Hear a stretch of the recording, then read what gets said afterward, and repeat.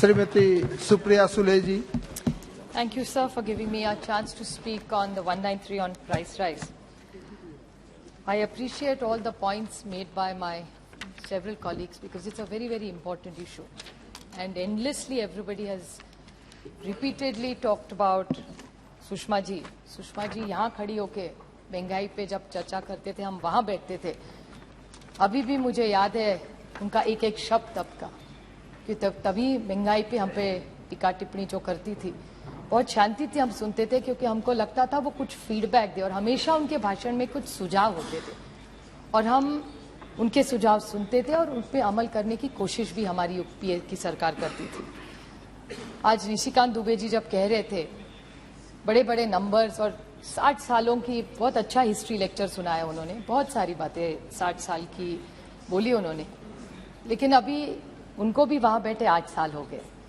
मैंने पिछली बार एक बार बोला था, फिर दोहराना नहीं चाहती थी, लेकिन उनका 60 साल का हिस्ट्री का लेक्चर इतना लंबा चला तो मुझे सिर्फ उनको याद दिलाना एक बार कि 8 साल बहुत होते नहीं। बहू भी शादी होके जब घर आती है ना तो 8 साल के बाद शादी में कोई नहीं समझता कि ये लेगेसी इश्यूज है, मेरी सास के टाइम से चल रहा है। 8 साल में वो बहू उस घर की फुल फ्लेज मेंबर हो जाती है। तो यही महंगाई का प्रॉब्लम है। मुझे उनके शब्द सुषमा जी के याद है जो आज इनके भाषण पे पूरे लागू होते। फैसदी की भाषा आम आदमी नहीं समझता, आम आदमी केवल वो भाषा समझता है उसके जेब से क्या निकल रहा है और उसके बदले में उसको क्या मिल रहा है। मेरी दोस्त और सहकारी कनिमोजी जी ने एक बच्चे के बारे में बोला, वो बात सही है। कीर्ति दुबे 6 साल की, आज सारे पेपरों में उसने जो खत लिखा है बहुत अच्छे अक्षर में उसने लिखा है। मैं सिर्फ इस सरकार को पूछना चाहती हूँ, आज एक 6 साल की बेटी माननीय प्रधानमंत्री जी को खत लिख रही है और इनका ही नारा है बेटी पढ़ाओ और बेटी बढ़ाओ। अगर इस भारत की बेटी लेके जा रही है एक खत एक पेंसिल के लिए और किसके लिए कि जो पढ़ाई हम देश में सर्व शिक्षा अभियान सा प्रोग्राम जो अटल जी ने लाया था, बहुत अच्छा प्रोग्राम था जो हमने भी आके लिया जब हमारी सरकार थी तब, लेकिन किस पे इन्होंने जीएसटी लगाया मैं आपको एक बार पढ़ के बता दूं। अभी ये जीएसटी के मामले में अभी हमारे यहाँ महाराष्ट्र में एक कविता लिखते हैं, वो पढ़ के फिर मैं आपके जीएसटी के हम जब बच्चे थे सर हमको ये सिखाया गया था दत्ता दत्ता, जैसे दत्त भगवान आप जानते होंगे, दत्ता दत्ता दत्ताची गाय मतलब दत्तक की गाय, गाईचं दूध गाय का दूध, दूधाची साय दूध पे जो साय आती है ना वो, साईचं दही मीन्स वो साय का दही बनता है, दहीचं ताक तो वो दही का ताक बनता है, ताकाचं लोणी बटर और लोण्याचं तूप मतलब घी। तो ये दत्ता दत्ता दत्ताची गाय, गाईचं दूध, दुधाची साय, साईचं दही, दहीचं ताक, ताकाचं लोणी, लोण्याचं तूप, ये सब कविता सुन सुन के हम बड़े हुए।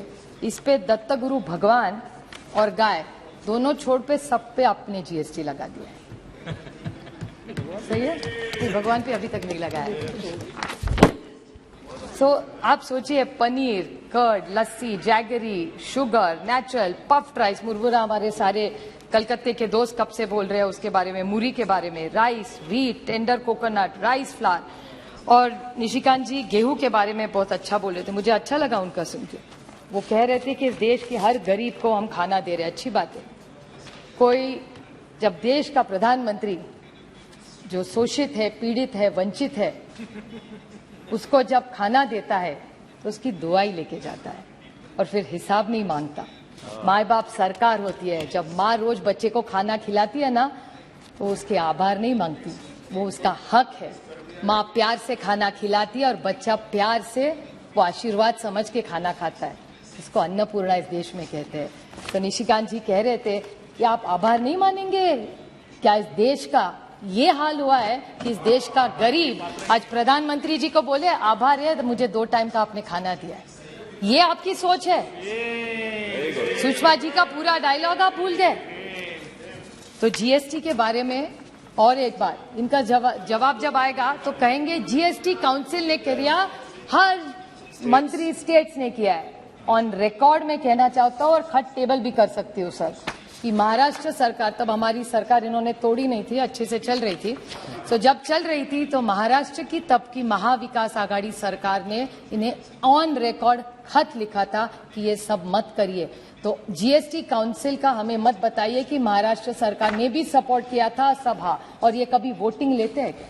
बहुत सारी चीजें मैंने पिछली बार भी माननीय वित्त मंत्री से पूछा था कि ऐसी कौन सी चीजें हैं जो ऐसी है कि या नहीं भी ऑन रिकॉर्ड वो हाँ या ना में जवाब दे कि आप सारी चीजें जीएसटी काउंसिल में जो पास होती है वो यूनानिमसली होती है, अगर नहीं होती तो किस राज्य ने विरोध किया, ये हमसे दूध का दूध और पानी का पानी हो जाए, ये साफ हो जाए, क्योंकि हम सुन के थक गए कि जीएसटी काउंसिल, ये तो अच्छा इनको मिल गया, मेजोरिटी सीन की है, एक बड़ा बहाना हो गया। डीमोनेटाइजेशन के बारे में बहुत सारे लोगों ने कहा, मैं सिर्फ इनको याद दिलाना चाहती हूँ। निशिकांत जी ने कहा कि 60 साल में ये पॉलिसी गलत हुई, ठीक है, बहुत सारी हमारे से गलतियां हुई, यही तो इसीलिए यहाँ है, नहीं तो वहां बैठे रहते, शायद हुई भी होगी गलती हमारे से, जो काम करता है सर वो गलती करता ही है, कोई बात नहीं, और गलती तो हो गई। लेकिन आप सोचिए, डीमोनेटाइजेशन की बात हो रही थी, किसी ने, पहले मैं बोलने नहीं वाली थी लेकिन मैं सिर्फ टिप्पणी कर रही हूँ छोटी सी इस पे, बांग्लादेश के बारे में, श्रीलंका के बारे में किसी ने बोला, तो Bangladesh today is an export, remittance and agriculture driven economy and we were doing well together. क्या हुआ? डीमोनेटाइजेशन हो गया, उसके बाद क्या हुआ? India grew at 3.7 and Bangladesh grew at 8.2 and the only reason was demonetization। और क्या पाया?